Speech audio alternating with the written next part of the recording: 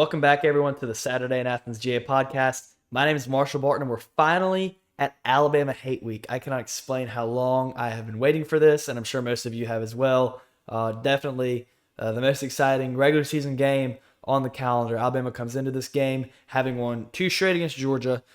Georgia, obviously our Dogs, won the national championship for the first time in 41 years. Almost 4 years ago now. January 10th, 2022 was the last time that Georgia beat Alabama.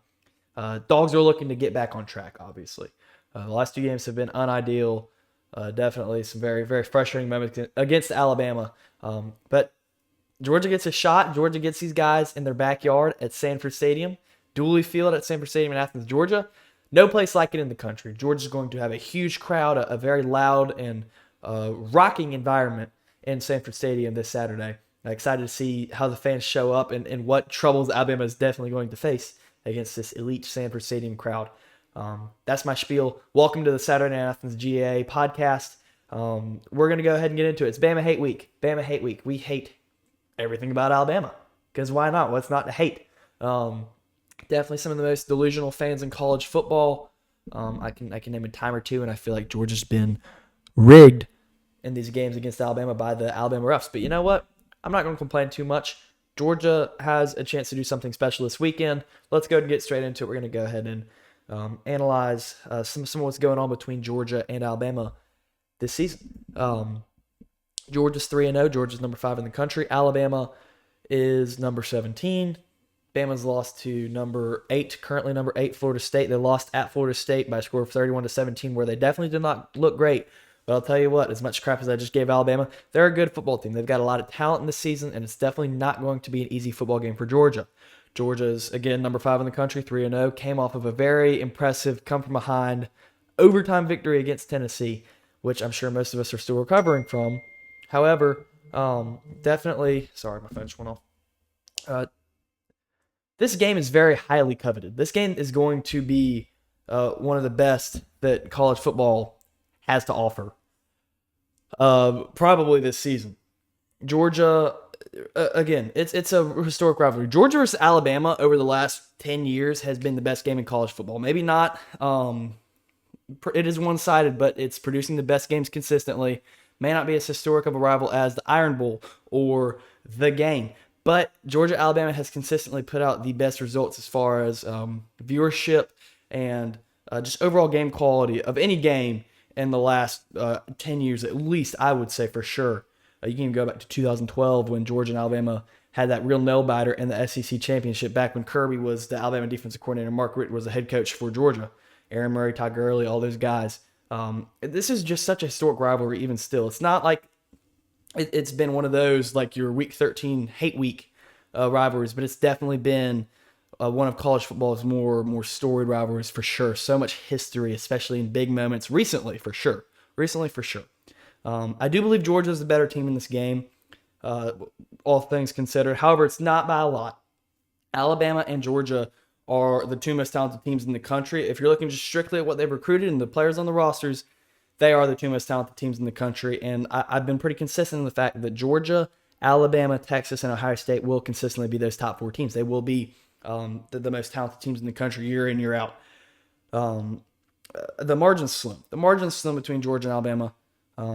Bama is probably peaking at the right time, unfortunately. I do feel like Alabama has a lot of things going for them. Ty Simpson has been playing some good football. Ryan Williams and Jeremy Bernard. Jeremy Bernard has really kind of taken off these past couple weeks. This is really the season. He's their leading receiver. He's got 275 and 3 touchdowns. Ryan Williams right behind him with 195 and 2. Definitely a threatening Alabama passing attack to a Georgia secondary, which we saw have some real struggles against Tennessee. I have faith that our offensive line has gotten better since the Tennessee game. Obviously, some real struggles in that game. Michael Uni was playing out of position, so I can't really speak too much on his performance at right tackle. Dontrell Glover looks solid. Dontrell Glover looks solid against Tennessee. Dontrell Glover obviously was playing in his first start ever. Juan Gaston tried to get in there and make some plays and participate. He's just still hurt. Same deal with Ernest Green. I feel so bad for Ernest Green. Definitely praying for him. He's been going through this lower back stiffness among other injuries. And it's one of those things that it's lingering. It's tough to recover from. So definitely thinking about him for sure. But, and also we saw Bo Hughley. Bo Hughley literally cried walking off of the field because Georgia won in that game meant so much to him. Guys like Bo Hughley, and obviously with how well he played, guys like Bo Hughley are going to get more time. And I just spoke with Hammy about this. I do think that he probably has earned that right tackle spot, that right tackle starting spot, at least for the time being. I think that this is one of the best quarterback duels we'll probably see all year. Should these quarterbacks continue to play the way they have been playing. Gunner's got 7 total touchdowns, 4 of them are passing. Simpson has 10, with 9 of them being passing. Gunner's got an incredible rushing threat that he brings to Georgia's offense. As I've spoken on several times, he makes the rushing attack better. He makes our running backs better by opening up lanes and taking away defenders that would maybe otherwise be focusing on our running backs and bringing attention to himself. It makes our running backs better. It makes our offensive line better. It makes our entire team, our entire offense better when we have a running quarterback. So definitely those 3 rushing touchdowns from Gunner mean a lot, maybe more than he gets credit for. But it's very encouraging what we've seen out of Gunner as far as a runner and as a leader.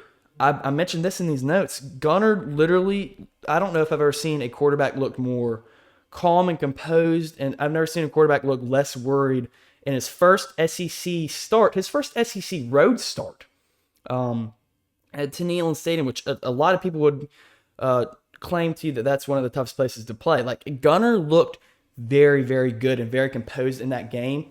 He showed a lot of swagger and leadership. I even wrote down on here somewhere, Nate Frazier posted a picture on Instagram of Gunner doing his little Heisman stance, not trying to, but just a picture of him doing it in-game, like in live action, next to the Heisman Trophy. These guys believe in Gunner. Gunner has the locker room, and he's played phenomenal. I think he'll play a great game this weekend. He's got 93,000 backing him over there at Sanford Stadium. It's going to be really exciting. It's going to be a very fun matchup. Again, both quarterbacks are very good. This is going to be a good game with a lot of talent. I don't think either team's going to blow the other out. I think if there is a blowout, it will be Georgia. But I don't think it's going to be a blowout for sure. Definitely will be high scoring, though. Definitely will be high scoring. Will be a shootout. I'll get to my score prediction in a little bit. But I think there's too much talent offensively. There's a lot of talent defensively as well. But through these first 2 weeks, both these teams have looked more impressive on the offensive side of the football, I feel, than defensively. Georgia obviously had its struggles against Tennessee, a lot of that being due to the pass rush. Wasn't getting home. So Aguilar, and credit to Aguilar and Brazel, those dudes, I'm not going to speak on the rest of Tennessee's team, but those dudes are elite. Those 2 players pretty much carried Tennessee and kept them in the game a lot of times. So Georgia just went against 2 very good football players. I have to give them credit. Georgia's defensive line, though, not getting a real pass rush, makes it obviously tougher for Georgia's defensive backs. They have to cover for 2 or 3 extra seconds before the ball's thrown. So it's going to make any quarterback look good. I think because of those struggles right there, there's that pass rush, which I do think will come alive at times and will definitely look better for this Georgia defense, given that we've had a bye week and time to look at the film and work on it. I still believe that Alabama is going to put up definitely a good number of points, though Georgia will have some flashes defensively. Both the wide receiver rooms are stacked. I already mentioned Jeremy Bernard and Ryan Williams. Georgia's got an elite room, and London Humphreys has really come alive. London Humphreys coming alive has been awesome for this Georgia room. But you got Zach Branch, you got Colby Young, and both of those guys went over 60 yards against Tennessee. Both of them, or not both of them, caught a touchdown. Zach caught a touchdown. I have a clip I'm going to play later on film of Colby on a screen just breaking a bunch of tackles. Like Colby has really impressed me for Georgia this season. Colby Young, we knew he was a great player. We knew he had a lot of talent, but how is he going to play after being suspended for a year, being without football for a year? He's really fit in very nicely into this Georgia offense thus far. Georgia has really done a good job getting the ball around. Again, Zach Branch is kind of that main guy, but everyone's touching the ball. Dylan Bell, when he gets the ball in space, is a phenomenal football player. You make a guy miss. You saw it last week on the screen against Tennessee. Picked up a first down for us, made a guy miss. It was beautiful.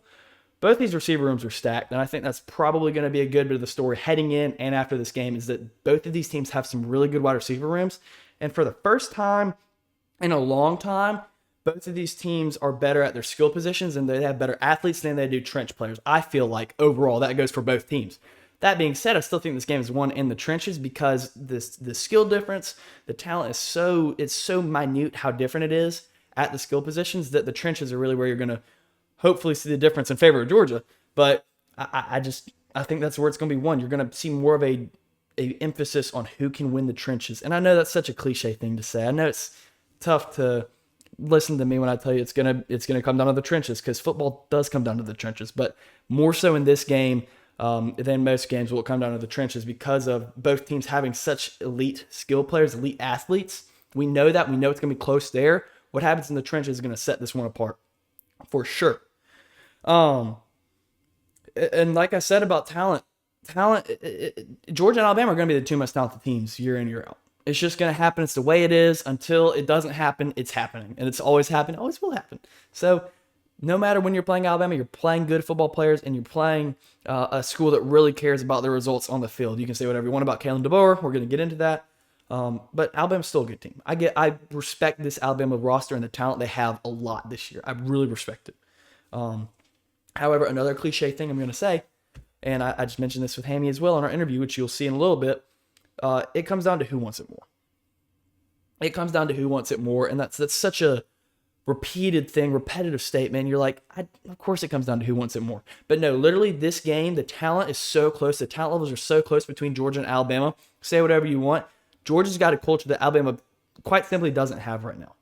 If Alabama goes out and wins this game, I will be the first person to take back that statement and tell you all that Alabama does still have it in them. They still got that dog in them. I don't know. But point being, Georgia does have a different culture than Alabama right now. You see a lot of things that have happened under Kalen DeBoer that would not happen under Nick Saban. You wouldn't see players walking into and coaches walking into their rivalry game against Tennessee last year with cigars in their mouth before the game even kicked off. You wouldn't see players coming out and laughing on the field against Florida State. There's a clip of it. There's a clip of two Alabama defensive linemen laughing as Florida State's kneeling the ball out. There is another statement or quote from an Alabama player about the fact that we can't miss practices anymore. The culture is changing in year 2 under Kalen DeBoer. We're not allowed to miss practice. We can't be late to workouts. Implying that they were late to workouts in this first year under Kalen DeBoer. It is not the same culture it's been under Nick Saban. While I do think that Kalen DeBoer has been a winner everywhere he's gone, I think he really wants to win badly with Alabama. The culture is not the same that it was under Nick Saban. It's just not. It's not the same deal they had before. Absolutely not.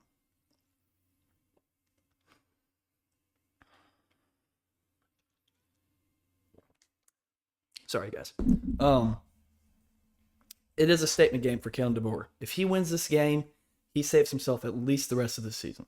At least the rest of the season. Again, as I said, if he wins this game, I'll backtrack on what I said. Backtrack what I said about Alabama culture, because it's going to be a very tough game for Alabama. You say whatever you want about Georgia. Georgia's had a lot of issues. Alabama's probably had an equal number of issues and an equal magnitude of those issues. But everything, it feels like it's going against Alabama in this football game. It just does. I'm a biased Georgia fan. I own that. I've really tried recently to work on expanding my view of everyone, but I really think everything's going against Alabama in this game. They're playing in the toughest place to play in college football. Sanford Stadium has not seen a loss in 33 games. Had Sanford Stadium not tossed a game against Carolina in 2019, had the Dogs not lost to unranked South Carolina in 2019 when they were ranked number 3, Georgia would be on like a 52-game winning streak at home, probably 54. I mean, it's unbelievable if you go back and do the math on how long that win streak would be. Sanford Stadium is by far the toughest place to play in college football. Kalen DeBoer, I don't even feel like I've seen an atmosphere like this. I think he'll probably get a little rattled by it. Ty Simpson played at Florida State, which I give Florida State credit. I feel like it's a tough place to play. It's no Sanford Stadium. Alabama hasn't played an SEC team. Georgia just played an SEC team. And a lot of people would argue that Tennessee is one of the better teams right now. I wouldn't argue that. I think they got 2 incredible players, and the Georgia played a bad game. But Georgia has seen some things this year that Alabama has not.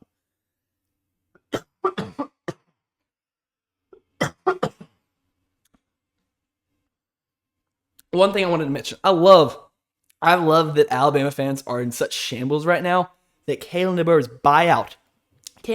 buyout after not even a year and a half at Alabama is trending on Google Trends. I went and searched it up after their game against Florida State.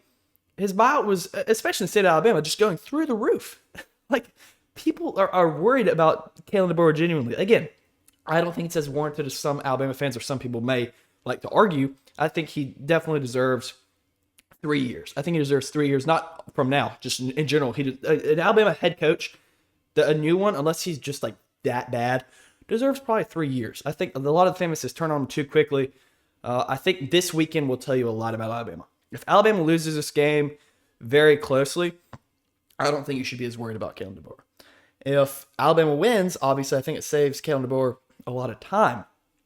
But if Alabama comes out and just gets embarrassed at Sanford Stadium, Kalen DeBoer, I mean, that seat goes from hot to boiling hot, and boosters start asking questions. But anyway, I'm not trying to entertain the idea that they will fire Kalen DeBoer. I just think it's definitely a trending topic in college football, so I wanted to address it. But I do want to go over some of these buyout numbers because it's just, I was looking it up, this whole topic came up, and it's like, I wonder what these buyouts actually look like for these college coaches. Kalen DeBoer's buyout is about $70.1 million is what I found on Google. That's unbelievable. It's still not the record that Jimbo Fisher set a couple years ago at A&M. But what I did learn is that if Kirby Smart, for some reason, were to get fired, Georgia would owe him $118 million. Kirby Smart's buyout is $118 million and $100,000 added on to that. Unbelievable. I don't know how these buyouts are getting that crazy. I'm not complaining. As long as we can keep Kirby, let's raise that buyout. But it's like, dang, buyouts are insane. Buyouts are insane. Other ones on here, though, and I also wanted to point out, I'm pretty sure that Will Muschamp was getting paid by Florida and South Carolina while coaching at Georgia. That dude won. That dude just won. I don't know how else to put it. That's insane that you can be getting paid by two other schools while coaching at another school. But Mike Norvell, Brian Kelly, Lincoln Riley, and some others have buyouts that are well above $50 million.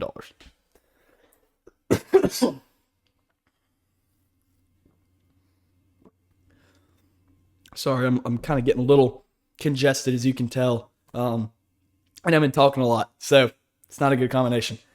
But also, I wanted to give Mike Norvell, we're kind of on the topic of Florida State, given Alabama and their matchup. Mike Norvell deserves a lot of credit for what he's done at Florida State just overall, but especially from last year to this year. That dude had no team last year. They went 2-10. DJ, I like DJ as a person, as far as I can tell. I don't know a lot about him, but I like him, and I think he showed some true flashes. Last year, obviously, he did not play very well. Watching him was really pretty bad. But like Florida State just fell apart straight up last year. Now they're 4-0 or 3-0, and they're number 8 in the country. They beat Alabama to start the year. They've recovered a little bit. They were in a really bad spot for a while, and it's kind of interesting because they were in a bad spot, it felt like, for a while when Norvell first got there. Then he led a 13-0 team. Like, I mean, he and I think the year before that they even played fairly well, fairly good football. He had Jordan Travis. Jordan Travis was a great football player, and I'm still so upset about what happened to him. But give Mike Norvell credit. He's done some great things with Florida State. Anyway, we're going to transition a little bit from that into Georgia's pregame analysis. We did it with, as always, We Are Bulldogs, Hammy Show, UGA Rush, and Georgia Dogs coverage. Georgia is on a 2-game losing streak, as I mentioned to start the video, against Alabama, something we're definitely looking to change. 2023 SEC Championship was truly a heartbreaker. Even though Georgia won 29 straight, and you're kind of like, we just won 29 straight, I'm still happy. It sucked to lose that streak. It really did. But Georgia lost that game by 3 ultimately. The defensive line, that was a game where the Alabama just won in the trenches on their offense, and really our offense just struggled. I'm not even going to call it a trenches thing. Our offense struggled. It did. It had a great first drive, and then it just kind of fell apart. Now, funny enough, unrelated to this, I was talking to somebody earlier who was speaking onto the point of when Georgia starts off quickly, sometimes it just doesn't end up well. I don't know why. Sometimes when Georgia starts off quickly, they end up playing a worse game. It makes no sense. I would love to be able to start quickly and just keep it going the whole game and win. Don't know why that can't happen sometimes, but it is what it is. But that was the case that game. We stopped them, scored a touchdown on the first drive, and then it just kind of fell apart from there. Anyway, then we lost in the 2024 regular season. I remember being in Georgia, and Helene hit. And obviously, some areas of Georgia were hit much worse. I was in one of those areas. And I remember we didn't have, I mean, obviously, these were first world problems. We didn't have internet or cable. It was all down. So we went and got a Starlink just to watch this game. Like, that's how much this game means to me. We go and get this Starlink. We drive pretty good distance to go get a Starlink. And we get that Starlink just to watch Alabama go up 28-0 in about 15 and a half minutes of football. I hope that doesn't happen this year. I don't think it will. I think Georgia's got too much of a crowd advantage. Sanford Stadium, elite.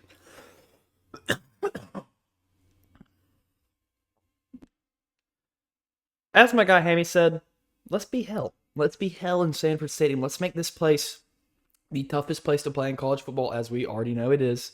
Absolutely, without a shadow of a doubt. Everywhere else is overrated. Sanford Stadium is awesome. There's the Georgia bias for you. There we go. But it's also true. Georgia's won 33 straight games in Sanford Stadium. It has not been an easy place to play. It will not be this weekend. It will be a very tough place for Alabama to come out of with a win, for sure. Rowdy crowd, rocking environment. No matter how good of a game they play, it's going to be tough for them to be able to hear on offense and to get calls in and to communicate overall. Obviously, we finally get a night game. The game kicks off at 7:30. It's going to be 77 degrees and sunny. So, perfect football weather. Just beautiful. Thank you, Jesus, for the beautiful day we get in Sanford Stadium on September 27th at 7:30. It's going to be awesome. I'm very excited. I'm very much looking forward to it. Back to Alabama, though. I think their one loss comes down to they played a really good team and lost, and Alabama's still a really good team. I again, hate Alabama so much, but I give them a lot of respect for the talent they have and some of the things they've still shown this year through what some people would call a down season so far. Even though, again, a good loss, I don't want to call it a good loss. It was a loss to a good team is what it was, even though they've had some poor moments. Georgia's favored in the ESPN FPI Football Power Index, which is just the percent thing you see on their matchups. Georgia's favored by 54.8%. Alabama has 45.2%. Georgia's favored by 2.5. It opened at 3.5 a while ago, I believe. But what the three of us did, or the four of us did, we took these positions as we always do, and we kind of evaluated who has the edge between Georgia and Alabama in these positions. We gave Georgia quarterback, but we said barely because, again, a lot of respect for Ty Simpson.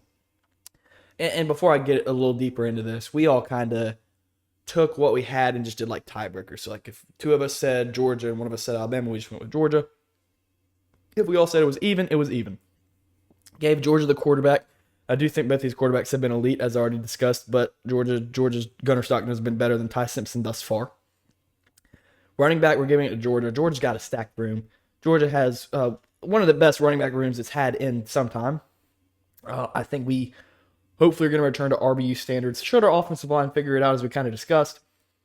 We could. We really very well could. Wide receivers even. I think we've got more depth. They've got more talent between their 1 and 2, but it's not by a lot. We might be proved wrong on that one this weekend. We'll see. Tight end, obviously Georgia. I think we've got just still so much credit to Todd Hartley and what he's been able to do recruiting-wise, and just as a coach, you hear him a lot in these hype-up videos. Players love to play for Todd Hartley. He's just like an incredible dude. He's one of the guys you could see taking. Well, he's already one of our offensive analyst coordinator type guys. But he's one of those guys you could see go get a head coaching job at a smaller school directly from a position coach, a spot at a big school. Like, he is that kind of guy. I'm not going to call him Fran Brown, but maybe a similar career path, career arc, maybe.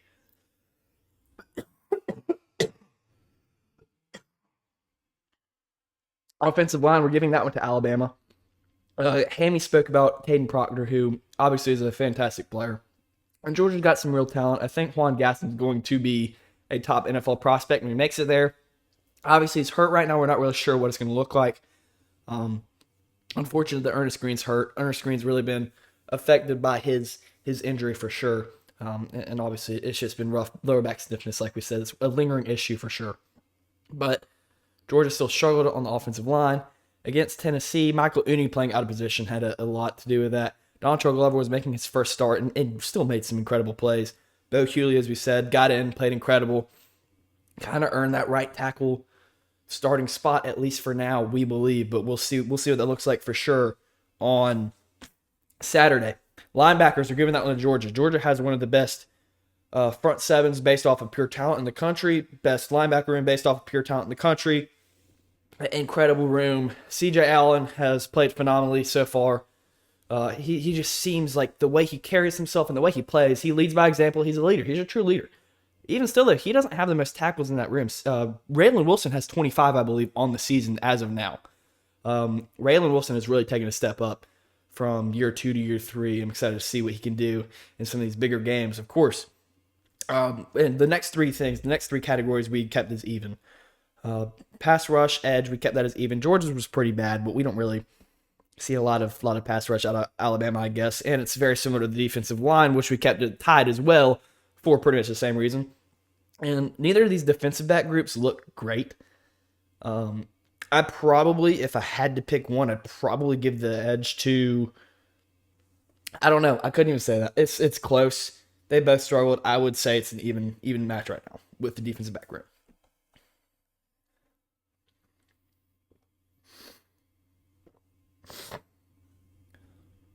Came up with some keys to winning. We've just got to limit explosive plays. Alabama's got two dudes, quite simply, who can go get the football on offense and a guy who can get it to him in Ty Simpson. I'm talking about Jeremy Bernard and Ryan Williams, obviously. Georgia just got to find a way to shut them down. DeBoer is an offensive coach. Shut down their offense. Impose your will. Impose your will. I love saying that because Kirby says it all the time. But unlike you did 2 weeks ago, get to the quarterback. Get to the quarterback. Let Ty Simpson know that he's got 300-pound linemen who can run at 20 miles an hour. Let him know that you have those players. And let him know early. Like, quarterbacks don't want to play against freaks of nature like that, like Elijah Griffin. Especially when you got a crazy crowd you're going against. 93,000 people barking at you at once is a little intimidating, I think. We could overwhelm him pretty early.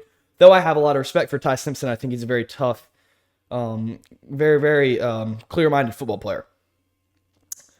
Figure out the right side of the offensive line. We mentioned this already with Bo Hughley, and I think we will. I think we have a lot of film now to go off of and figure out what looks best and what looks worst. So I'm not as much worried about that, though it's still a very big concern the way that line looked at times. But just play aggressive. Play aggressive, play Georgia football. Impose your will in the running game. You got, again, more than three incredible running backs, but three that we're really thinking of in Nate, Dwight, and Chancey Bones. Impose your will. Impose your will. It's as simple as that. When Georgia tries to break the scoreboard and play to win and call plays in that sense, as opposed to calling from ahead and trying not to lose like we did for 2 drives last week or 2 weeks ago. When Georgia plays aggressively instead of conservatively on the offensive side of the ball, keep your foot on the gas. Instead of getting a lead and just calling predictable plays and just trying not to lose the ball, play aggressive.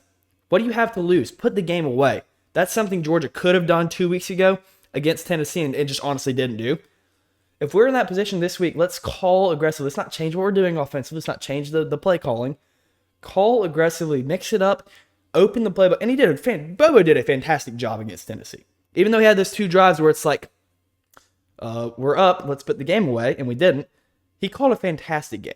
We got to give him credit where credit's due. We just got to get to this point where when we're up by a lot or when we're up by a little bit, we try to put the game away for good and not just lay off the gas. Put your foot on the gas pedal is the best way to put it. Close the game out. Close the game out. Down the stretch, just play Georgia football. You're connected. You can win in any circumstance. You've proven that consistently in the Kirby Smart era. This team proved it last week. Do it again. Keep getting to this point where when things get close, when it gets easy to give up, you are a fourth quarter team, and just keep that mentality. Keep that mentality that you can beat anyone. You can beat anyone. It comes down to the fourth quarter. Georgia's a fourth quarter football team. They always have been. Play like it. Play like it. Simple as that. I'm going to send you guys to that interview with Hammy. We're going to talk a little bit about, mostly about Alabama, but also a little bit about that new SEC schedule. Georgia is playing Florida, Auburn, and South Carolina every year for the next 4 years. Obviously, we feel that Tennessee got snubbed from that list, but we're going to discuss it. We'll send you that now. All right, we're back with Hammy. Probably the biggest weekend of the season, at least in the regular season, I would argue. Georgia versus Alabama. Definitely been kind of one-sided for a while now. We're just excited to get to it. We're excited that we're finally here. It's been a long time coming. It's been 10 years, as we discussed, since Alabama has come to Sanford Stadium. But very exciting that we finally get this matchup we've all been looking forward to for forever, it feels like. But before we get into it, we got some news yesterday on the SEC about Georgia's permanent opponents. I want to ask you, Hammy, what you think about these. Georgia's going to be playing Florida, Auburn, and South Carolina as their permanent opponents for at least the next 4 years. A lot of people are going to tell us that Tennessee got snubbed, as we kind of discussed a few weeks ago. It's just tough to make it work to where we can play all the rivals we really want to, and then all the other rivalries in the SEC get protected. So, question to you would be, what do you think about that? What are your thoughts on Florida, Auburn, and South Carolina? I like it. I mean, I do think I wish we had Tennessee. But South Carolina is, just as much of a rival. They're another SEC school. It's going to be good competition year in and year out. I do think it sucks that we don't get Tennessee because, like we talked about, man, those travels up to Neyland Stadium, it was pretty fun. And for us, we've been on the winning side as of recent, so it's fun to go into that place and get a win in front of that crowd as a Georgia fan. But I mean, I've been a Willie B. I like going to South Carolina. I like beating the Gamecocks. They're the last team that beat us at home, so there's a little bit of competition, maybe some something behind that to say, we're not letting South Carolina ever come in here again and beat us at home. So I'm excited. It's crazy that seems like the most mathematical for us to get South Carolina, just the way the other teams set up. I really can't believe, though. I thought Tennessee would get Vandy, Bama, and Florida, and that would be their Bailed. They got bailed, is what we call that. yes, exactly. And then Florida doesn't get LSU. So I think there's some serious rivalries that are missed out based on the new schedule. But I'm sure, it'll be kind of how it has been this year and last year, where it'll be a home and home for every other opponent for those 2 years. And I will bet you right now that Tennessee will be on our schedule next year. They will be. We'll have them in a home and home. So I mean, I don't know what that's going to look like, but I want to play Tennessee every year. But we get South Carolina and we get Auburn and we get Florida, so it's hard to complain. It's always good football. Great schedule, absolutely. Do you remember who Florida got? Who their three were? I don't know it off the Um, top of my head. Us, Kentucky, and South Carolina. Okay. Because I mean they've played Kentucky. I know Kentucky's not really a crazy rivalry for anyone. I feel like they're just Yeah, kind of but there. But they Kentucky, have played Kentucky, and Kentucky and Florida have played for a long time. There's a lot of history. yeah, Um, so at least that makes sense. yeah, I think it'll be good. I wish it would have been Tennessee, but I know that Georgia South Carolina has more, not a bigger rivalry or not as much of a hated rivalry or close rivalry, but there's more games that have been played in it. So there's definitely arguably some more history in there. yeah. Um, I like you said, can't complain. Those are three great rivalries to protect at least for the next 4 years. Yeah. And I So think also, like, South Carolina, they hate Clemson the most, but I think we're right behind them. So they wanted to get that rivalry back to Columbia, South Carolina, which is crazy because we've got a target on our back. That's just who it is, being Georgia. absolutely, and I remember I think it was Row 60 made a post a few years ago, and it was like who you hate most, depending on what part of Georgia you're from. And like up here's Tennessee, South Carolina's over here. You got Auburn and Bama. There's so many different teams. It just depends where you are in Georgia. Yeah. I mean, we have 5 states bordering us. Like it just depends. Yeah. Um, Anyway, moving a little bit away from the SEC scheduling because that just came out yesterday, so we kind of had to talk about it. Jump straight into Georgia, Alabama. Obviously, Bama lost that first game to Florida State.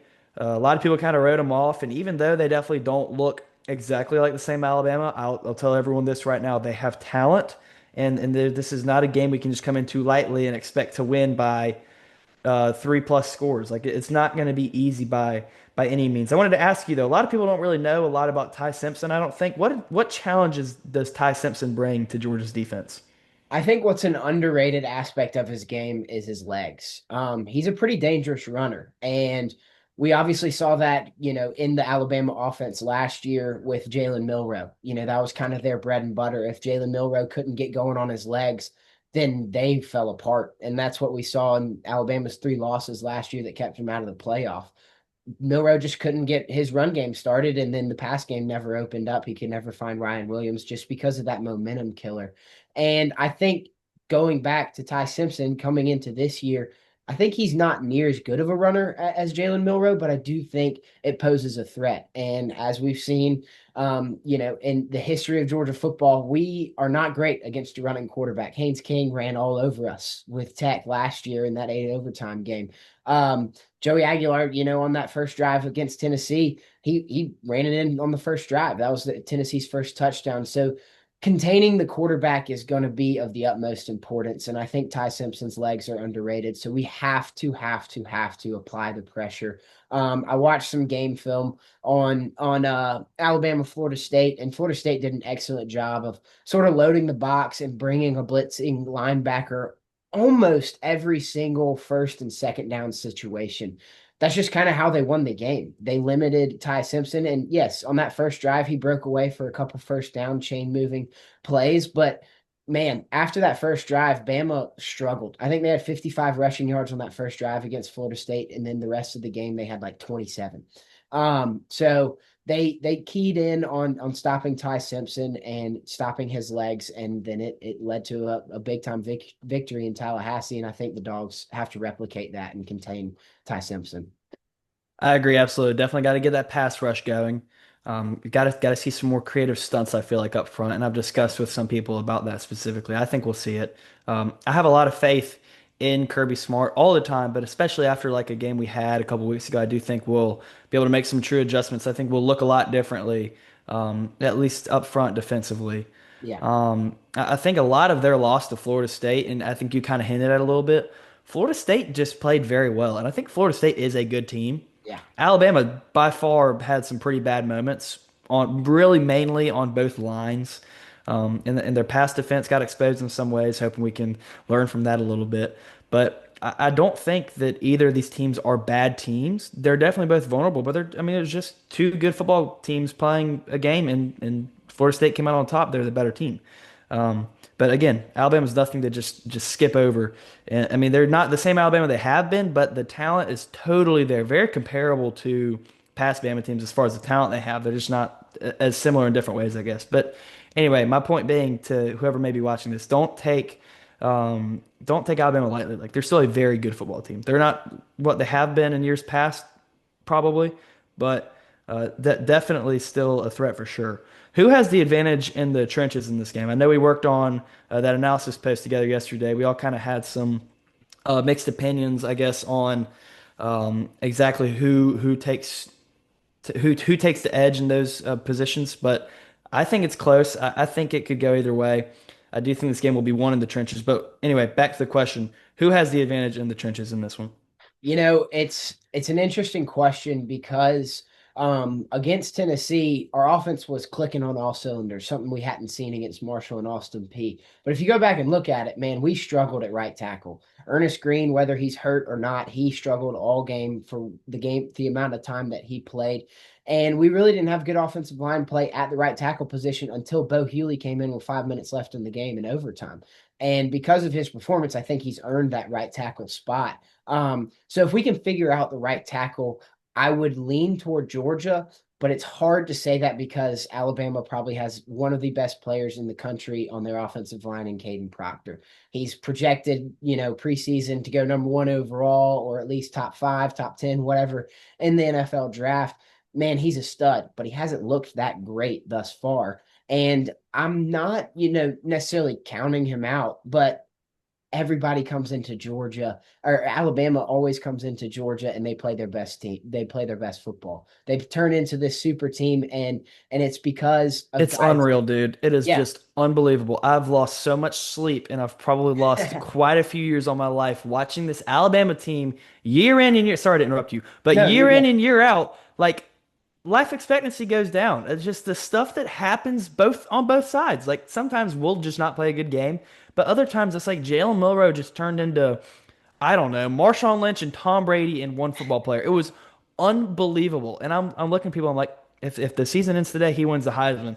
Of Yeah. course they lose to Vanderbilt the next week, and it's just like, really? Like, can we get a break? Like, I know we've won 2 national championships in 4 years, but can we get a break from them, please? Like, it's just Anyway, you said that, and it drives me crazy. Go on I though. know. No, no, you're good. But I mean, to your point, like they come in and they're a super team, and Caden Proctor is one of those players that, like, if he straps up and he puts it on for Georgia, unlike he has maybe against a Wisconsin and a Florida State and UL Monroe or whatever they played, um, like he could strap up and be the best player in the country that he was hyped up to be. So that scares me, and in that sense, I'd lean Alabama. On the defensive side of the ball, I think it's pretty evenly matched. I think we've got a senior leader in Christian Miller who I'm really excited about, and I think has some untapped potential that we haven't seen yet. He was, not very disruptive in the Tennessee game, but he can be that player. And so just like Alabama takes a step forward when they play Georgia, we've got to take the step forward because we're playing Alabama, if that makes sense. Christian Miller has to be that anchor on the defensive line. I loved what I've seen from Xavier McLeod on the defensive line. And I think I've said it in almost every episode that we've done together. I am so high on Elijah Griffin, man. I love Elijah Griffin. He is a freak athlete. He's one of those guys you can't keep off the field because he's just a playmaker. He's a disruptor. And I'm excited to see in what packages we can get the freshman in this Alabama game and see what impact he can make, because I'm ready for him to take that step forward and burst onto the scene. And there's no stage like there is against Alabama in Sanford Stadium on Saturday night. Absolutely. And we kind of discussed this before we started recording, but I think the atmosphere at Sanford Stadium this weekend will be by far the best one in Sanford, barring a horrible performance by us. The best atmosphere we've ever seen in Sanford, and probably one of the best atmospheres college football has ever seen. Like it is going to be elite. Yep. Like you said, let's be hell. And I love that line. I cannot stop thinking about it. Let's be hell. Let's show everyone that Sanford Stadium, we already know it's the toughest place to play in college football. Let's prove it even more. Like Georgia has a chance to do something really special this weekend. And if you're at the game, you have a true potential, a true chance to be a part of it. So let's be hell. Let's make this place living hell for our opponents, especially when it's a team like Alabama. But yes, Elijah Griffin really, it just, even if he hasn't gotten the numbers that maybe some people were expecting, the flashes of talent are just incredible. And he pops out on film for sure. He's one of these guys who is already a great player, but 2 to 3 years, we're going to be talking about him as a top draft prospect. I'm very sure of it. Yeah. So I mean, we're really just looking forward to seeing him break out. And like you said, no better time to break out than this weekend. Gonna flip a little bit to the offensive side of the football. Obviously, Gunnar Stockton had the game of his life, game of his career, legacy moments after legacy moments against Tennessee. And Mike Bobo, outside of 2 to 3 drives when we could have put the game away, he called a phenomenal game. Like literally a pretty much a perfect play calling, perfect game plan. How do you expect these two to build off of that great performance versus Tennessee overall? And do we expect that if this game is close, do we think that we're going to finally put our foot on the gas and say, "Hey, let's go play some football. Let's not play to not lose. Let's play to win and attack their defense." What do you think is going to happen for both of them? I mean, I think, like you said, you have to build off of Tennessee, and how you do that is the run game has to be established first. One thing that the Georgia fans have been, cussing Mike Bobo for is just running it up the gut. Well, ladies and gentlemen, let me let you in on a little secret. If we establish the run by running it up the gut, we break their will, and we can break their will early. And that's how this game has to go. And everybody was super excited to see Gunner let it loose and throw for 300 yards against Tennessee. But his bread and butter is when he uses his leg, when he gets out of the pocket, and when he can throw on the run, and when he just runs the ball straight up. I think we can't shy away from letting Gunner run the ball. I know he's got to go through his reads and his progressions and find the open man, but let's have some designed QB runs. Let's get that running back room by committee going. I think Dwight Phillips is going to have a huge game. He's kind of my X factor in this one. I was watching Brooks Austin on the Film Guy Network, and he was talking about how Dwight Phillips is an angle breaker, meaning not ankle with a K, but angle with a G. You think you have your angle on him, but his speed, his explosivity, his twitch, man, your angle is wrong almost every time. I think Dwight Phillips can have a breakout game, but it starts with those guys: Nate Frazier, Dwight Phillips, Chauncey Bowens. I mean, Josh McCray, what we saw him in some short distance goal line stands and things like that. Like, let's get these running backs going, and then the pass game will open up. I think obviously we've went to the portal and we've got those studs on the outside, Zachariah Branch in the screen game and slant game, but it all starts with the run game. And that goes back to the offensive line. They've got to move some people and open up some holes and let our running backs do their job. Absolutely. It all starts with a run, which great job segueing into this next question I'm going to ask you. Before I ask it, I don't know if you saw this, but Mike Gundy got fired from Oklahoma State. Very Yeah, random, unrelated to Georgia, but I mean, that's major news in college football. He's been there for 21 years, so thought I'd throw that out there. That's definitely yeah, some news for the college football world. I am just now reading that, so yeah. I'm late to the party. Anyway, but that's perfect for these running back questions. So, I mean, what's your take on that running back room so far, as far as like who's your lead guy? I know Nate Frazier is a starter, but is that starting position, I don't want to say threatened, but I mean, how does he compare to the other running backs so far? Who's really kind of impressed you thus far out of this running back room? Who's really been the guy who's kind of taking your attention really the most? Yeah. I mean, like I said, I think Dwight Phillips is kind of an X factor in this. Like you said, Nate's probably RB1, but we're always going to be running back by committee. I've been impressed with Chauncey Bowens too. But Dwight Phillips got the first touchdown of the year against Marshall, and I don't think that was a coincidence. I think he had worked for it. It kind of reminded me of like Brian Harrion in 2016 when he scored the first touchdown against UNC in Kirby's first ever game as the Georgia head coach. Like he had come in as a 3-star recruit and had worked his ass off in the offseason through fall camp, and Kirby let him have his moment. And I think that's what he did with Dwight Phillips too. I love his nickname. Peanut's awesome. Like anybody on the football Absolutely. field that's nicknamed Peanut, it's like kind of like a oxymoron. Like he's gonna be good. I don't know why, but I just think the nickname Peanut's awesome. But I really love Dwight Phillips. Nate Frazier is the prototypical back. Like he looks like the true running back. He's got, the build, the burst, the explosivity, the twitch, and all that stuff. But man, Chauncey Bones is a bowling ball, and I love him in those tough yardage situations. I love, Dwight being the lightning, and then Nate is kind of the beautiful man child of them both. He's got the kind of short yardage stuff. But one thing that concerns me is Nate's vision. And I think there were some points left on the board against Tennessee. There's some plays, if you go back and look, that Nate's not hitting the right hole. He's not being the patient back. He needs that kind of Le'Veon Bell take. I don't know if Hmm. you remember watching Oh Le'Veon my Bell with the gosh, dude. Steelers, but Absolutely.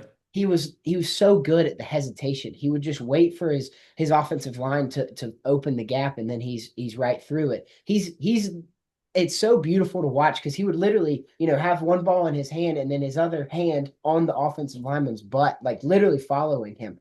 Like Nate has to have that kind of reliability on his offensive line, which I know is hard to do. It's easier said than done because can we trust this offensive line against an Alabama defensive line? We shall see. But trust those guys. Keep your hand on that dude's butt and just follow him and let the hole open up. Let the design where it's supposed to go open up, and I think if Nate can do that and he can have the vision, man, he's going to burst some long ones, not only this game but in the season moving forward. I'm obviously super excited about those other guys, but Nate's the true running back one, and he's got to get going. So I totally agree. I think you pretty much perfectly said that. Um, Nate, definitely watching his film before the season. I love the dude. He's probably my favorite player. He's fun to watch. When yeah. he's on, he's on. But as you mentioned, like ball carrier vision is definitely one of those things that he has struggled with, and I think it's gotten better, but it still needs to improve a lot. Mhm. On top of this, just holding on to the football, which he's only fumbled one time this year, if I'm not mistaken, but he fumbled several times last year. So just getting better with that, I think, is also part of this. But I wanted to bring you this as well. These are the running back snap counts from uh, this past game against Tennessee. I'm not going to go specific into numbers. I'm just going to read in order. So Chancey Bones had the most snaps. Nate was after him. Cash was after him. Josh McCray came alive and said what's up and scored a couple touchdowns. And then Yeah. Dwight Phillips was actually at the bottom of that one. Although he's been playing a lot this first 2 weeks. Are we really going to read much into that as far as Chancey getting more snaps than Nate, and then obviously the other three? Or do we really read into that too much? What's your take on that? You know, I guess you can read into it. Dwight being the least out of those. I don't really buy into it too much. I think Cash has those specific packages. He's probably our best receiving back out of the backfield. So obviously he's going to get some important third down snaps like we saw last season. I mean, if it was third and 8 or longer, he was on the field and it was guaranteed it was going to be a wheel route. And yeah, it worked a lot, but it was the most predictable thing ever. So I think there's definitely packages for each back, and I'm not opposed to it. I think we're going to see that exact same kind of spread, just a bunch of snaps for a bunch of dudes.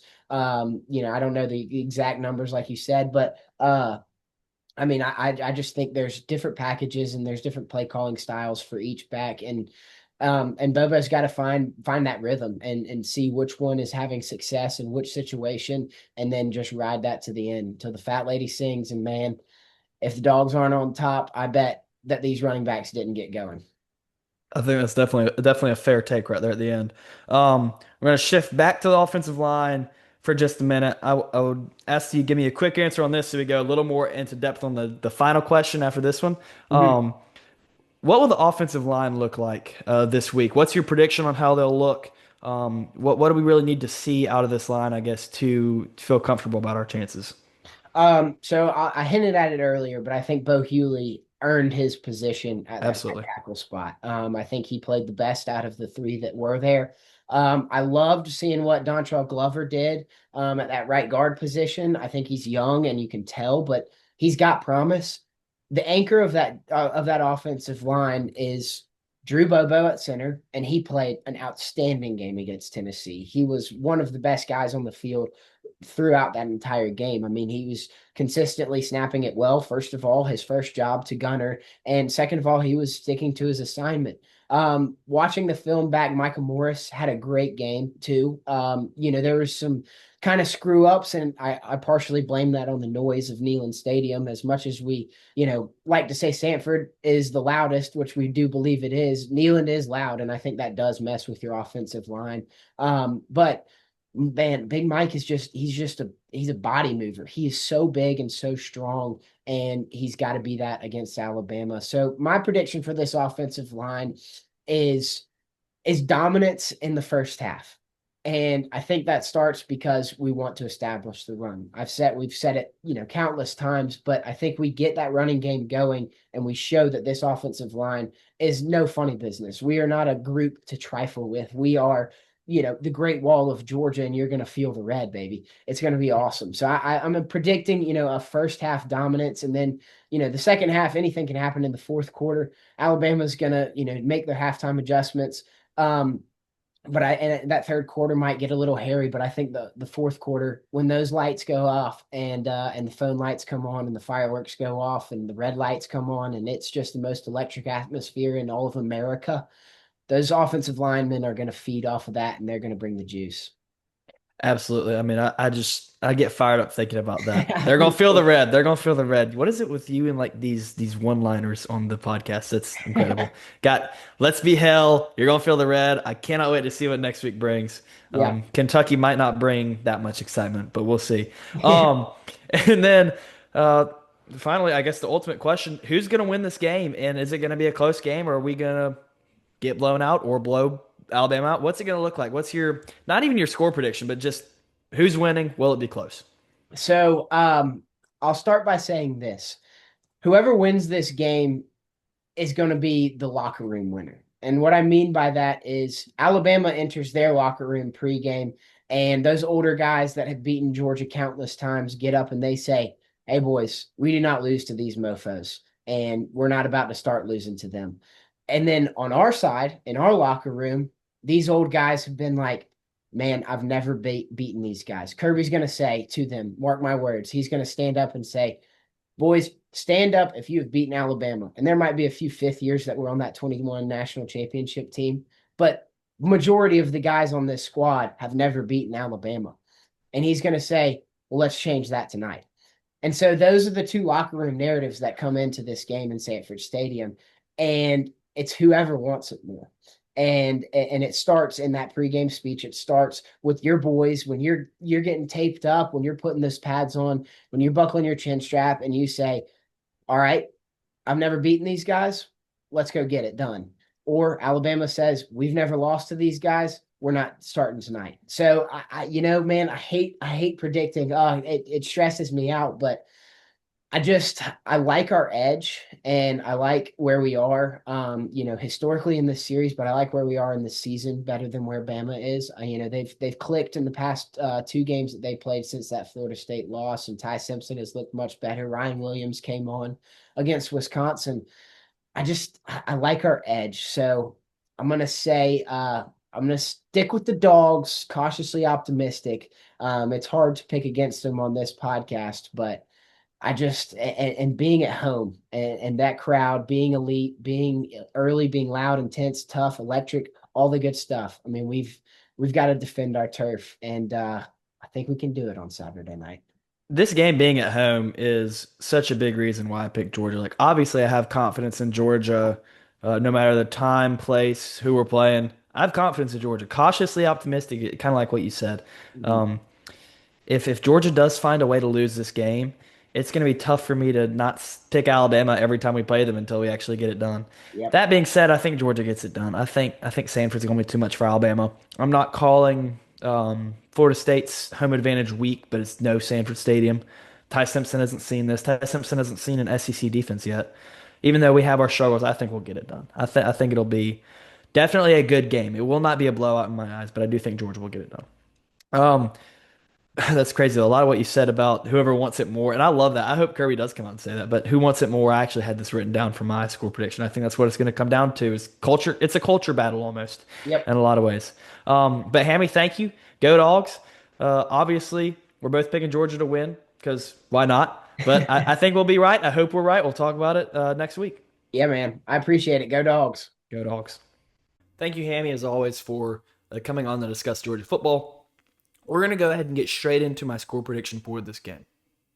Georgia has, as I said, a lot of things going for them. I think the talent narrowly goes to Georgia. It's almost, you almost can't tell. It's very close, but I think it goes to Georgia very closely. The crowd's going Georgia's way. It's going to make life very tough for the Alabama offense, every single player. Probably make life tough for the defense in some ways as well. Probably not. Probably not. That's a really stupid thing. Please don't listen to that. But Georgia's crowd's going to get to Alabama. The defense will get rattled. Let's go with that. That defense will get rattled early on and hear how loud that crowd is roaring for that Georgia offense moving it down the field. That's going to get to them. So I'm not going to keep you waiting any longer. I think it's going to be a high-scoring game. I've kept that consistently since the last game from each of these teams. I think it will be a high-scoring game. For some reason, when it's supposed to be a high-scoring game, a lot of times it turns out to be like what Georgia-Tennessee was a couple years ago. Both those teams coming into Sanford with very high-powered offenses averaging a lot of points. I don't remember what the over-under was, but it was high, and then it ends up being a 27-13 ball game. And 7 of those points came very late in the game. I don't think that's the case here. I think it actually will be high-scoring. I've got Georgia 42-31. Alabama puts up 31, and that's a defense never wants to allow more than...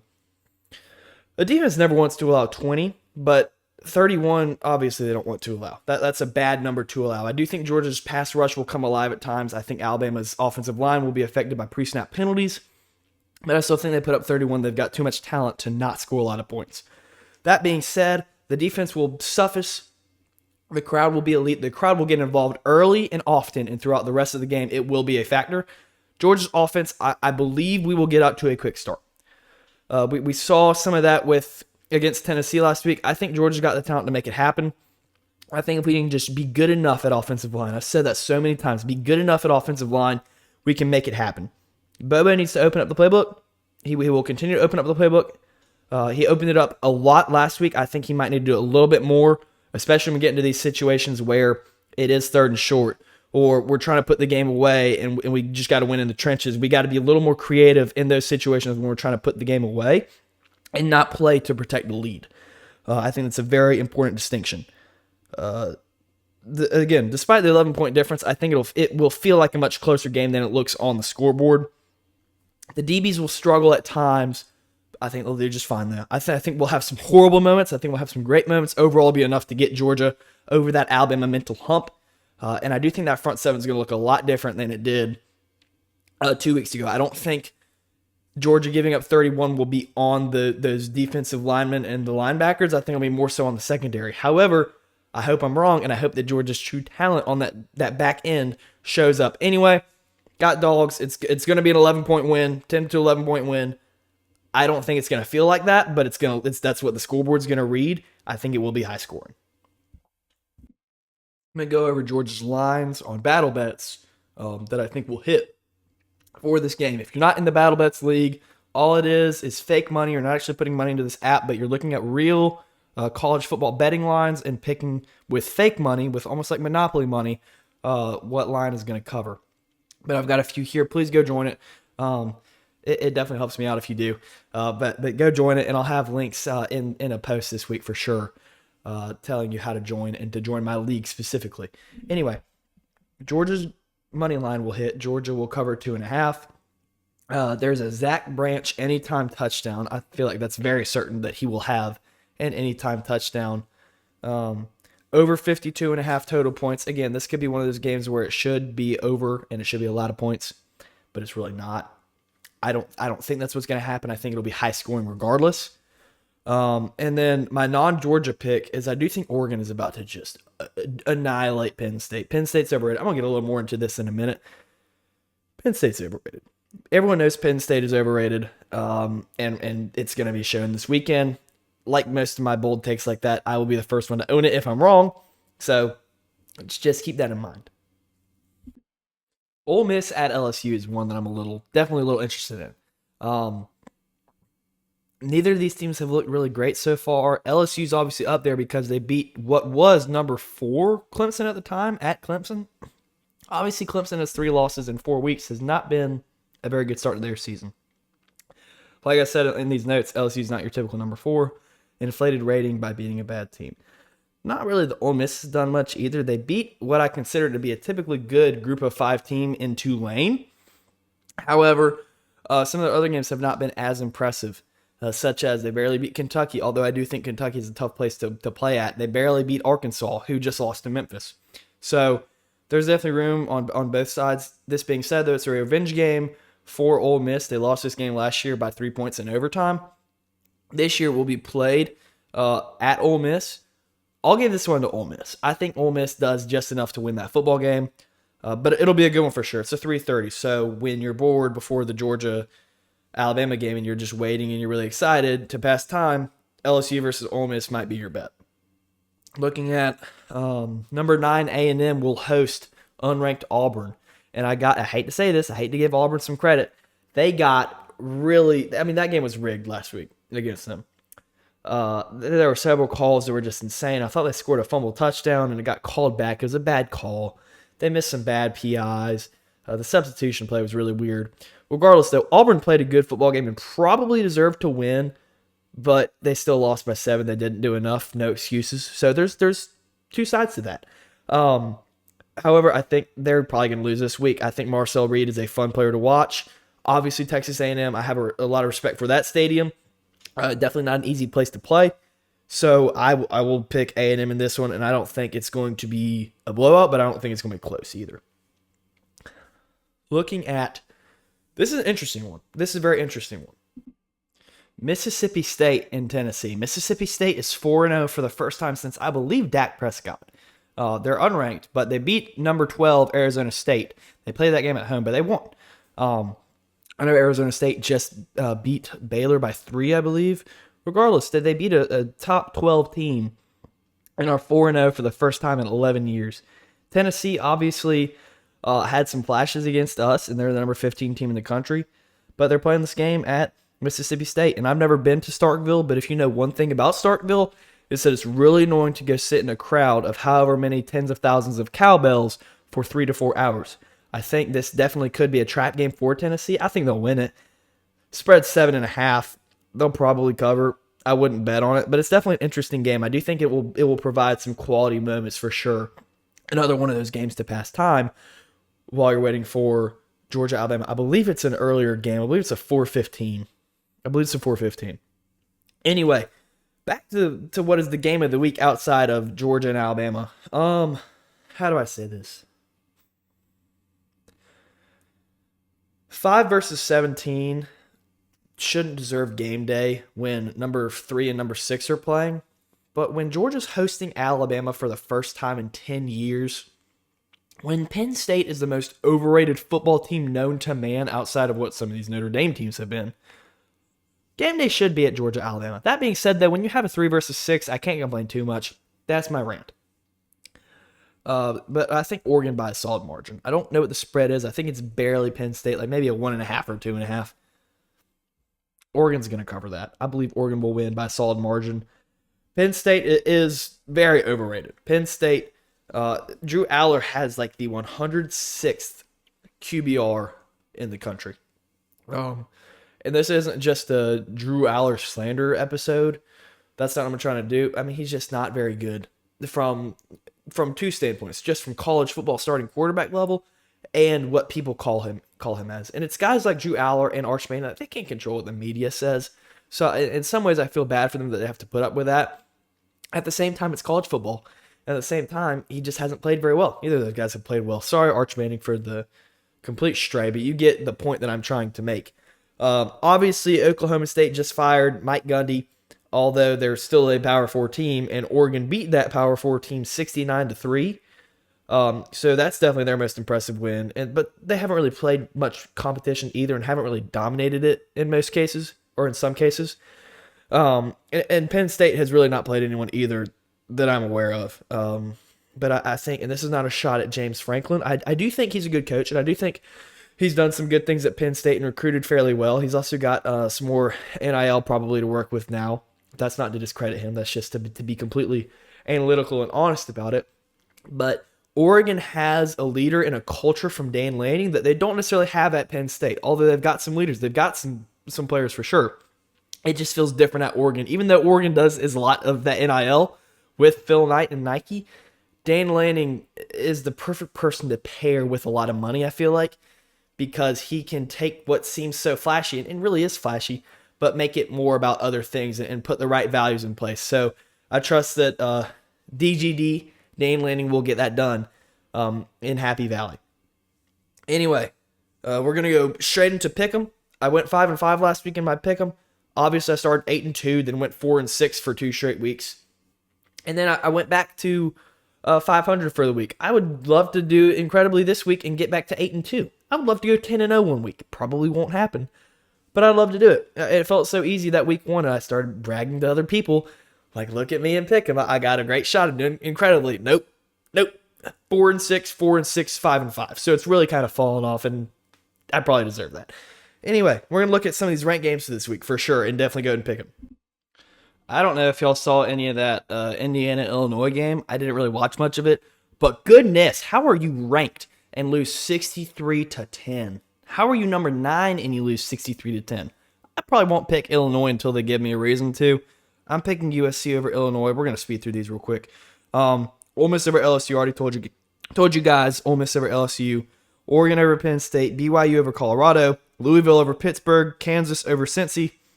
UCF over Kansas State. Minnesota over Rutgers. Some boring games in there for sure. 22 Notre Dame over Arkansas. And then number 5 Georgia over number 17 Alabama. And they asked for a tiebreaker. I think if it's a total points tiebreaker, there will be 67 points scored in Penn State versus Oregon. All right, we're going to go ahead and send you to some film. We're going to look at some of Georgia's scores last week against Tennessee. We're going to look at some plays leading up to those scores. We're also going to look at the flip side, some plays where Tennessee's offense really kind of exposed Georgia, where Georgia's defense just played very poorly, and then some Tennessee scores. We're also going to look at some really good plays by Alabama against Wisconsin, while on the flip side, looking at some ways they got exposed against Florida State. We'll send you to it, and then after that, we're going to look at some injuries and such, some things of that nature, and then we'll wrap it up.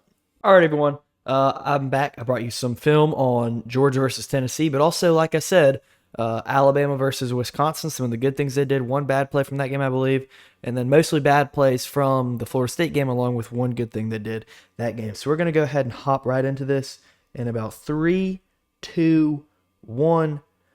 Let's go ahead. So this is the first play I've started with. This is the first drive down in our territory against Tennessee. Let's see if it'll go. They pull guards. And I talked about that before the game. They pulled guards. Our linebackers needed to stay disciplined. And quite honestly, they didn't. That was really, really the issue there.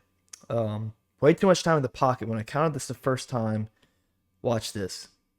And also, this is a brief film. This is not going to be a very in-depth film study. It's just going to be kind of give you a quick little preview, right? So watch this. 1 Mississippi, 2 Mississippi, 3 Mississippi, 4 Mississippi. I know that's kind of quick, but like if you go back and look at it, it's about 4 seconds. Right here, just feels like no push defensive line wise. It's probably a pretty good play to run there for them, but still no push. They got a lead blocker. They got a touchdown on this. We'll show you real quick. I mean, it's just bad all around, but really that front on the defensive line right there is pretty bad. How about Gunnar Stockton and Georgia on this first play of the game? Huge credit to Mike Bobo for dialing this up. First offensive play of the game for Georgia. Beautiful pass to Colby Young. I mean, beautiful.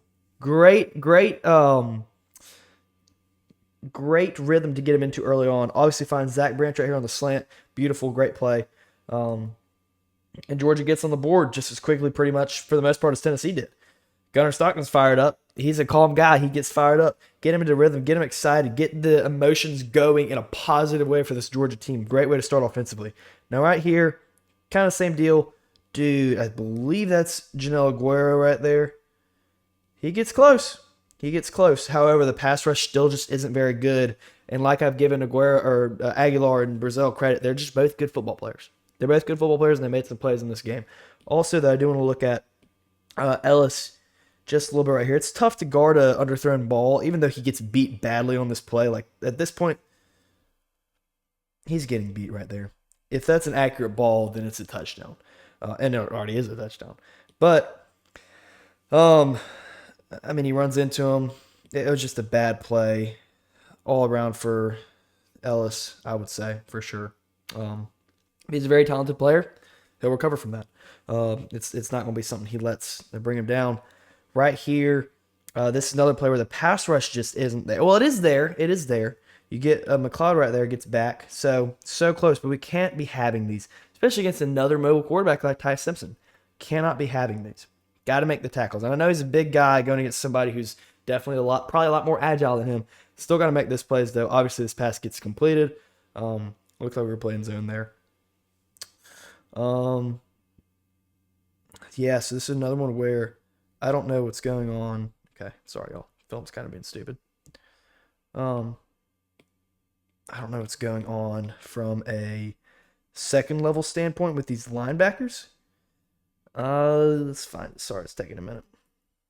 Let's get to it.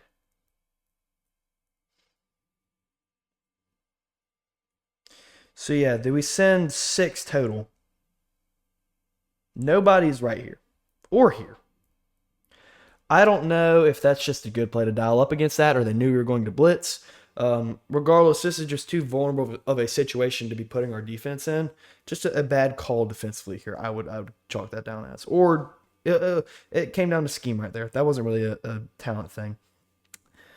Right here, this was zone. KJ should have picked it up, but he was late to the party. I don't have the correct angle on it, so I'm sorry. But this wasn't really Daniel's fault when you look back at it. And they have the stupidest celebrations. Just the dumbest, cockiest, trashiest celebrations. I'll throw that out there. Big play here. I remember Roast 60 earlier this week said that was the biggest play of the game. I don't find that to be terribly inaccurate. Get a slant on 4th and 3, keep the drive going. Whereas if Georgia turns that ball over and Tennessee potentially goes back down and goes up 28-7 early in the game, that's a tough deficit for Georgia to work back from. Instead, we get a beautiful play right here from Zach Branch and beautiful blocking. This play works because of blocking, but also because Zach Branch is faster than everyone on the football field. Does a celebration. Gotta love it. Beautiful, though. We'll take it. This was great. I just want to show you this because of Colby Young. This dude can run over players. He can meet contact. He's fantastic in that area of the game. Georgia pulls ahead with this run by Josh McCray. He's going to be, and as long as our line can get a little better push from here on out, he's going to be great for short yardage situations. Big dude. Can move a pile. This is potentially OPI. I'm not going to make a claim either way. Yes, I am. It's OPI. It's not the biggest push, but it is a push, and it definitely warrants OPI. This being said, Daniel still should have had that interception. It was just Brazil made a better play than he did, or Daniel Harris made a worse play than Brazil did. And this is the last play from that game. I just wanted to show you all this beautiful angle of this counter run by Nate and company. Michael Morris with a beautiful block. Wilson Lucky doing pretty good downfield. Great stuff. Just beautiful, beautiful play as Georgia comes from behind and beats Tennessee. Into some Alabama film now, okay? Into some Alabama film. This is in their game 2 weeks ago against Wisconsin. Ty Simpson, those were his guys, all very confident in the pocket, even though he's getting no pressure, so obviously there's that. But finds Jeremy Bernard. He makes a guy miss. I don't know what's going on with the safety over here, but I mean, he's a fast player. They clearly have some talent right there. They've got a good trio between Simpson, Bernard, and Ryan Williams. Speaking of which, this is a play where we cannot get beat on. There's way too many Alabama blockers right here. If this happens against us, we've got to see this. Like, that is a lot of Crimson hats blocking for their guy. And I just want to show you also, not even this, I don't really credit this to Wright Williams on this play, this touchdown, but the dude's fast, and the dude is very good at football. We learned it last year in a very tough manner, so got to pay attention to him. Now, this is maybe an area we could get them. We have probably the best returner in college football in Zach Branch. If we can find some special teams miscues from Alabama in this game, we can recreate that play right there. We can recreate that for sure. Now, I believe this is, this is Ryan Williams.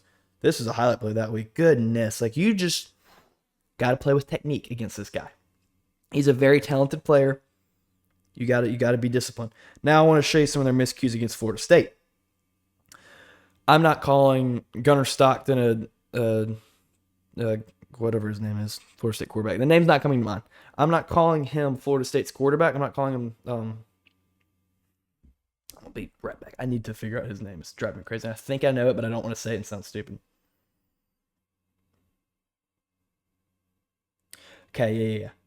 Tommy Castellanos. I wanted to say that, but I wasn't sure. Anyway, I'm not calling Gunnar Stockton Tommy Castellanos. However, we can see some quarterback options like this really work out for Gunnar. We can really take advantage of Alabama on these option plays.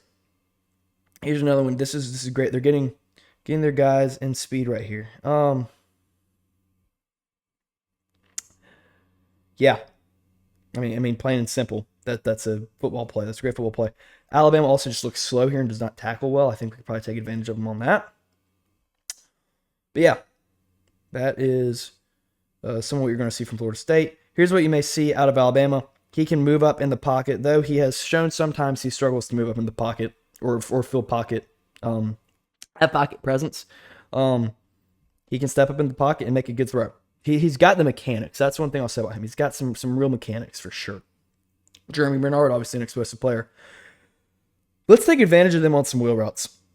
Let's stay by. This Alabama team buys a lot more into eye candy than past Alabama teams. Let's try to fool them, honestly, with what we show them, with the pulling guards, with some of the misdirection in the backfield. Let's show them what we've got from that regard. I believe we can have some pretty explosive plays. I believe this is the last play that I show y'all. We can push them around. We can. I'm not saying we will, but we definitely can. We got to be more physical there. This is a play that shows it 100%. Anyway, cut. That's the end of that. But yeah, I'm going to go and send y'all to the next segment. At the time that this video is being recorded, it is Tuesday.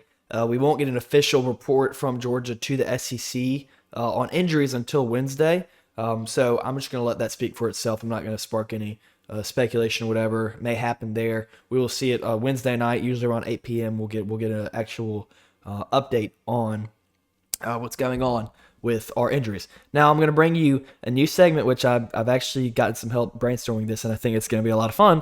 I'm looking at these Q&A questions and hot takes that have been submitted to my story, and I'm going to try in 60 seconds to answer all of them, or answer as many as I can. I mean, it's going to be great. It's going to be awesome. Y'all are going to have a lot of fun listening to this. So we're going to get a stopwatch going here. Let's go ahead. We'll get a 1-minute timer, and we're going. All right. Who is on our injured list and won't play? You just got the answer for that a minute ago. How will the secondary hold up against Ryan Williams and Jeremy Bernard? I think the secondary will have some struggles for sure, but I do think that will be good enough. We'll do just enough to get by. There are no questions. Dogs got it in the bag. Totally agree. I think that's a fair point. Maybe not the questions part, but Dogs got it in the bag. Is it a blackout game? No. I believe what we're going to do is just ask the fans, wear whatever color you want. It's going to be allowed. Barstool took down the post about the blackout, so blackout's off. Thank God. Georgia has to have man-to-man coverage on Ryan Williams and Jeremy Bernard. I don't know, man. I don't know. It depends. It just depends what that defensive line and pass rush looks like. Georgia's secondary isn't an issue. It was just 2 bad plays. That's a take. I think that's kind of out there. Bama has 10 false starts. That would be insane. Tennessee had 8 pre-snap penalties a couple years ago. That would be awesome to see 10. Hot take. Bama sucks. Go Dogs. Not a hot take. Gunner has a Heisman moment. Maybe already has, but fair enough. All right. Thank you for listening to Marshall's Minute, where we answer as many questions and hot takes as we can in a single minute. I hate that I kind of shrugged off the injury question. We just don't know for sure until tomorrow. Anyway, I appreciate you all submitting questions on that. Obviously, always great to have some fan interaction, get some insight on what y'all are thinking or what questions you may have.